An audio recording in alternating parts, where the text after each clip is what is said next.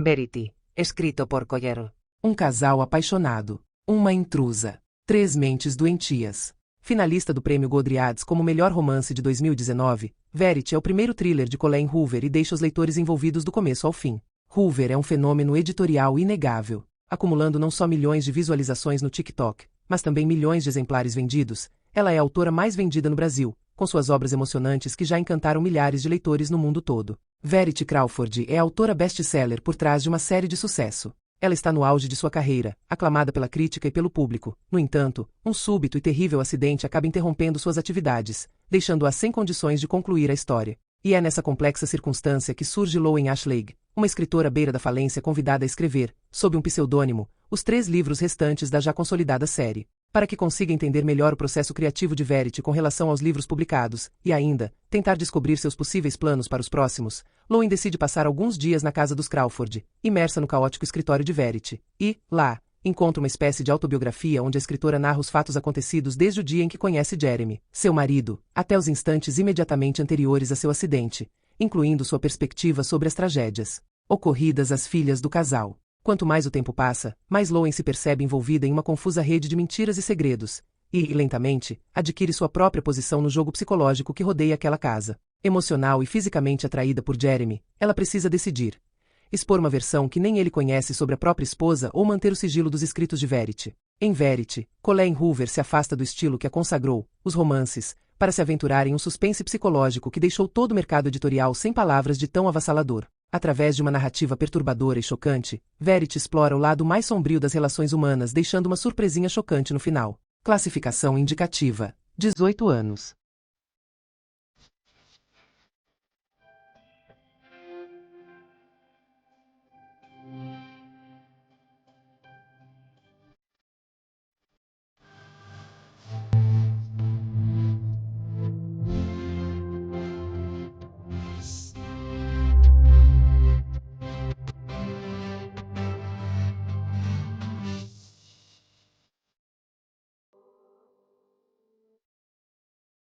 Capítulo 1.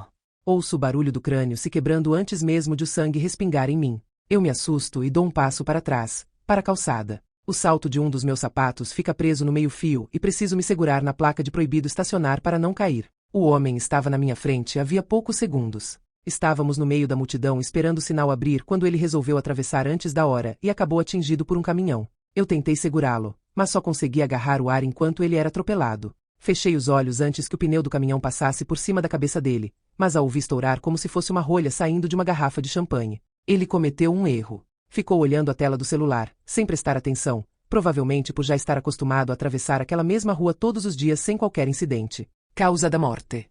Rotina. As pessoas suspiram, mas ninguém grita. O motorista do caminhão salta do veículo e imediatamente se ajoelha ao lado do corpo do homem. Prefiro me afastar da cena enquanto outras pessoas se aproximam para ajudar. Não preciso olhar o homem embaixo do pneu para saber que está morto. Basta olhar minha blusa que um dia foi branca, e todo o sangue respingado nela, para saber que ele precisa de um carro funerário e não de uma ambulância. Tento sair dali e achar um lugar para respirar, mas agora o sinal está aberto para os pedestres, a multidão se movimenta, e é impossível nadar contra a corrente naquele mar de pessoas no meio de Manhattan. Algumas nem desviam os olhos dos celulares ao passar pelo acidente. Fico parada e espero a multidão se dispersar. Viro meu rosto de relance para o acidente, com cuidado de não olhar diretamente para o homem. O motorista do caminhão agora está na parte de trás do veículo, falando ao telefone, com os olhos arregalados. 3 ou 4 pessoas estão por ali ajudando. Alguns filmam aquela cena macabra com seus celulares, movidos por uma curiosidade mórbida. Se eu ainda morasse na Virgínia, a cena seria completamente diferente.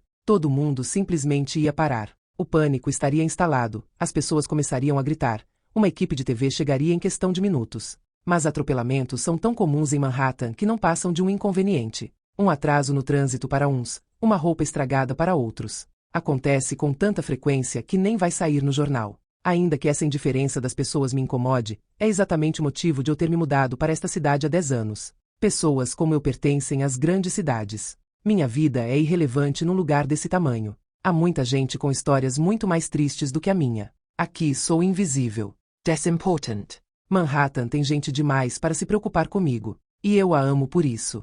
Está machucada?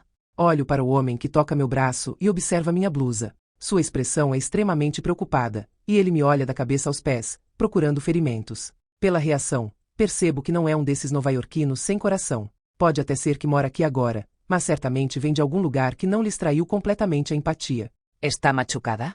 Repete ele, me olhando nos olhos desta vez. Não, não é meu sangue. Eu estava atrás dele quando... Paro de falar. Acabei de ver um homem morrer. Estava tão perto dele que seu sangue está em mim. Vim para esta cidade para ser invisível, mas certamente não sou insensível. Até venho tentando. A ideia é me tornar tão dura quanto o concreto onde piso. Mas ainda não deu muito certo. Consigo sentir tudo que acabei de testemunhar revirando no meu estômago. Cubro a boca com a mão, mas logo atiro ao sentir algo grudento em meus lábios. Mais sangue.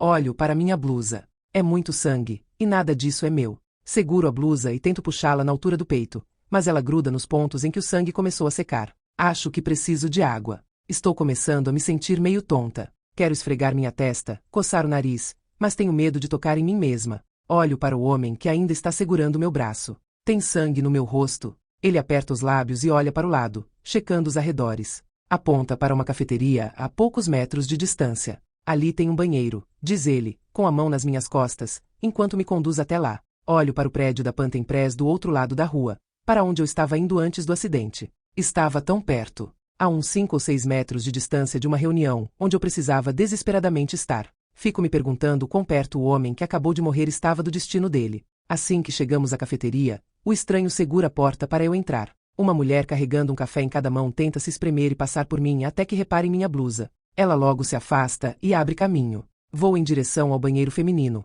mas a porta está trancada. O homem abre a porta do masculino e acena para que eu entre com ele. Ele vai direto até a pia e abre a torneira. Olho para o espelho, aliviada. Não é tão ruim quanto imaginei. Há alguns respingos de sangue nas minhas bochechas que já estão começando a escurecer e secar, além de uma mancha na sobrancelha. Mas, por sorte, foi a blusa que levou a pior. O homem me passa alguns papéis molhados e limpa o meu rosto enquanto ele molha mais alguns. Agora consigo sentir o cheiro do sangue. Num turbilhão, aquele odor penetrante me leva de volta aos meus 10 anos de idade. O cheiro do sangue era tão forte que continua na minha memória depois de todos esses anos. Aquilo me causa náusea e tento prender a respiração. Não quero vomitar, mas preciso me livrar desta blusa. Agora! Com os dedos trêmulos, abro os botões, tiro a blusa e a coloco embaixo da torneira. Deixo a água fazer todo o trabalho, pego mais papéis com o estranho e começo a limpar o sangue do meu peito. Em vez de dar um pouco de privacidade para mim, e para meu sutiã nada atraente, o estranho tranca a porta para que ninguém entre e me veja sem camisa. É um excesso de cavalheirismo que me deixa um pouco desconfortável. Fico tensa olhando para ele pelo reflexo do espelho. Alguém bate a porta. Já vamos sair, avisa ele. Relaxo um pouco. Pelo menos há alguém do outro lado da porta para ouvir meus gritos, caso seja necessário. Tento me concentrar no sangue até tirar tudo do pescoço e do peito. Eu me viro para dar uma olhada no cabelo, mas não encontro nada além das raízes escuras nascendo por baixo do caramelo desbotado. Toma, diz o homem, abrindo o último botão de sua camisa branca limpinha. Vista isso. O paletó dele já havia sido tirado, e agora está pendurado na porta. Ele me entrega a camisa de botão. Está com uma camiseta branca por baixo. O cara é forte e mais alto do que eu. A camisa dele vai me engolir. Não posso usar isso numa reunião, mas não tenho opção.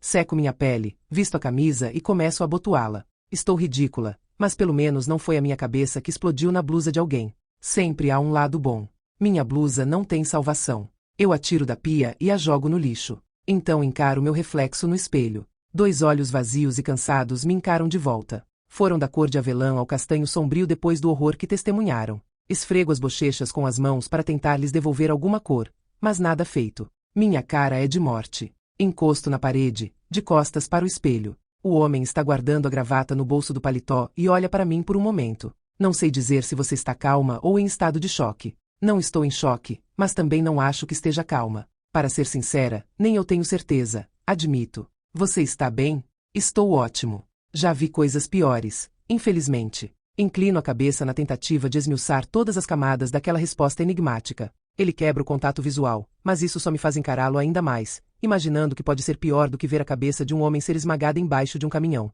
Talvez ele seja nova-iorquino, afinal de contas. Ou talvez trabalhe em um hospital. Ele tem um ar de eficiência que é bem comum em pessoas que são responsáveis por outras pessoas. Você é médico? Ele faz que não com a cabeça. Trabalho no mercado imobiliário. Où travaillava? Ele se aproxima e toca meu ombro, limpando algo da minha camisa. A camisa dele. Quando abaixo o braço, olha para o meu rosto por um momento antes de se afastar. Seus olhos combinam com a gravata que acabou de guardar no bolso. Chartreuse, um verde brilhante. Ele é lindo, mas algo me diz que não gostaria de ser. Quase como se sua beleza fosse um empecilho. Uma parte dele que não quer ser notada. Ele quer ser invisível nesta cidade. Igualzinho a mim.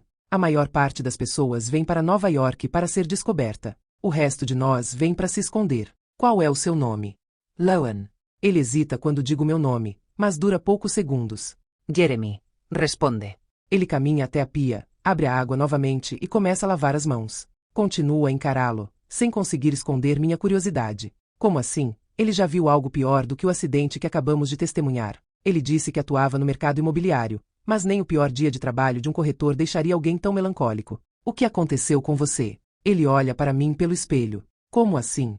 Você disse que já viu coisas piores. Tipo o quê? Ele fecha a torneira, seca as mãos e responde. Quer mesmo saber? Acento. Ele joga o papel na lixeira e depois enfia a mão no bolso. Seu comportamento fica ainda mais sombrio. Por fim, ele olha nos meus olhos, mas é como se estivesse se desligado desse momento. Há alguns meses resgatei o corpo da minha filha de 8 anos de um lago. Inspiro o máximo de ar que me é possível e levo a mão à garganta. Sua expressão não era de melancolia. Era de desespero.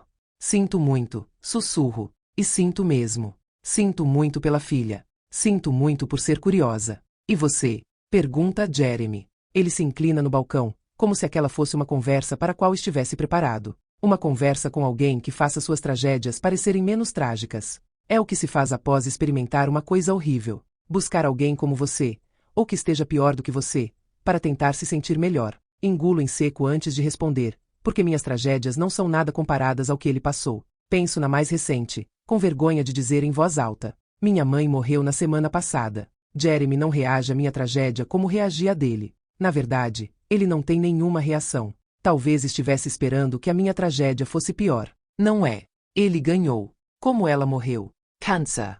Vinha cuidando dela no meu apartamento durante o último ano. Respondo. Ele é a primeira pessoa para quem conto isso em voz alta. Posso sentir os batimentos latejando em meu pulso, e o cubro com a outra mão. Esta é a primeira vez que saio de casa em semanas. Ficamos nos encarando por mais um tempo. Quero dizer mais alguma coisa, mas nunca tive uma conversa tão pesada com um completo estranho. E, afinal de contas, para onde mais essa conversa pode avançar? Não avança. Simplesmente termina. Ele olha para si mesmo no espelho, colocando uma mecha solta de seu cabelo escuro no lugar. Preciso ir para uma reunião. Tem certeza de que vai ficar bem? Pergunta Jeremy, olhando meu reflexo no espelho. Sim, está tudo certo. Tudo certo. Ele se vira, repetindo a pergunta, como se tudo certo não significasse realmente que eu estou bem. Vai ficar tudo certo. Obrigada pela ajuda. Queria que ele sorrisse, mas acho que não combina muito com o momento. Tenho curiosidade em saber como seria seu sorriso. Em vez disso, Jeremy encolhe os ombros e diz, então tudo certo. Destranca a porta e a segura para mim, mas eu não saio logo. Em vez disso, continuo olhando para seu rosto, ainda relutante em enfrentar o mundo lá fora. Admiro sua gentileza e quero dizer algo, agradecê-lo de alguma forma, talvez com um café, ou devolvendo sua camisa. Fico atraída por seu altruísmo, algo raro hoje em dia. Mas é o brilho de sua aliança na mão esquerda que acaba me empurrando para fora do banheiro do café, para o meio da rua agora ainda mais cheia e barulhenta. Uma ambulância apareceu por ali e interrompeu o trânsito nos 2 sentidos. Caminho de volta para o local do acidente, pensando se devo dar um depoimento. Espero ao lado de um policial que está anotando as versões de outras testemunhas. Não são diferentes da minha, mas, de qualquer forma, dou uma declaração em meus contatos. Não sei quanto posso efetivamente ajudar, já que não vi quando foi atingido. Estava perto o suficiente para ouvir. Perto o suficiente para que minha blusa ficasse parecendo um quadro do Pollock. Olho para trás e vejo Jeremy saindo com um copo de café fresquinho nas mãos. Ele atravessa a rua, concentrado em seu destino. Sua mente agora está pensando em outra coisa, nada que tenha a ver comigo, provavelmente em sua esposa e no que vai dizer a ela quando chegar em casa sem a camisa. Pego o celular para ver as horas. Ainda tenho 15 minutos antes da reunião com Corey e a editora da Panten Press. Minhas mãos tremem ainda mais agora que não há um homem estranho me distraindo dos meus próprios pensamentos. Talvez um café ajude. Morfina definitivamente ajudaria, mas o serviço de cuidados paliativos levou tudo ao recolher os equipamentos após a morte da minha mãe. Pena que eu estava muito abalada para pensar em esconder. Seria bem útil agora. E aí? Gostou dessa prévia? Quer continuar essa jornada fantástica e descobrir o que acontece a seguir? Então, inscreva-se no canal Sussurros do Imaginário agora mesmo. Ative as notificações para ser o primeiro a ouvir nossas novas postagens e não perder nenhuma aventura. Sussurros do Imaginário, onde cada audiolivro é uma nova jornada esperando por você. Deixe-se levar pelos sussurros da imaginação e explore mundos incríveis.